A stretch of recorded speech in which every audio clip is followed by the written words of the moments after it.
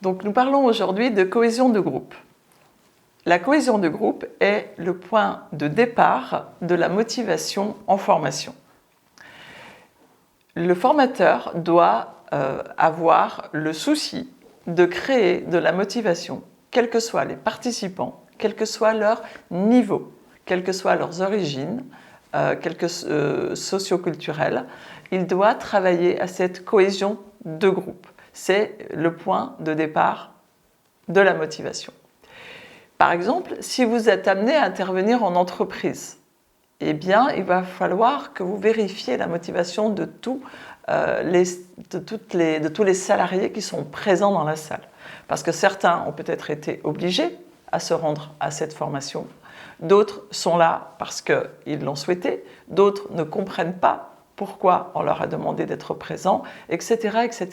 Donc vous allez devoir recueillir leur adhésion et ainsi créer ce qu'on appelle donc la cohésion de groupe. Travailler à la cohésion de groupe ne doit pas être une fin en soi non plus, c'est-à-dire que vous ne devez pas passer toute votre énergie uniquement à tenter de créer de la cohésion de groupe.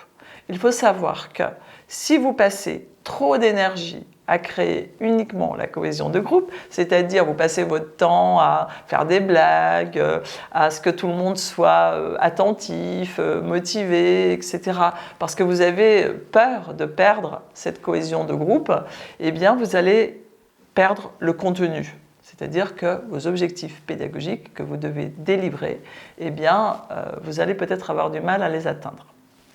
Ensuite, si vous faites l'inverse, c'est-à-dire que vous ne passez pas suffisamment de temps à créer cette cohésion de groupe, eh bien vous risquez d'avoir un éclatement du groupe.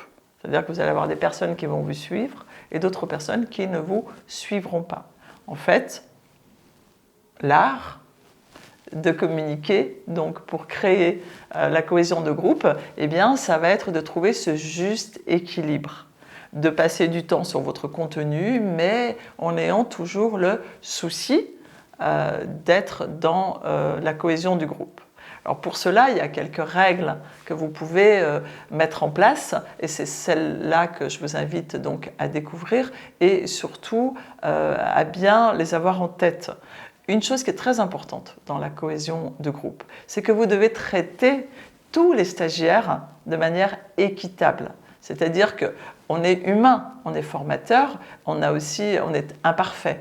Donc spontanément, on peut avoir des affinités avec certains stagiaires. Et tout de suite, et puis vous avez des stagiaires qui se mettent en avant, les motiver justement. Et donc eux, ils vont se mettre en avant et vous aurez tendance à vous appuyer sur ces personnes-là systématiquement. Donc ça, c'est la chose à éviter. Donc il va falloir aller chercher les personnes qui ne parlent pas pour qu'elles puissent également participer. Donc vous pouvez aussi, lorsque vous réalisez des travaux en groupe, c'est varier la composition des groupes. Vous pouvez, alors une chose très très importante, c'est qu'il faut bannir tout jugement des uns sur les autres. Pardon.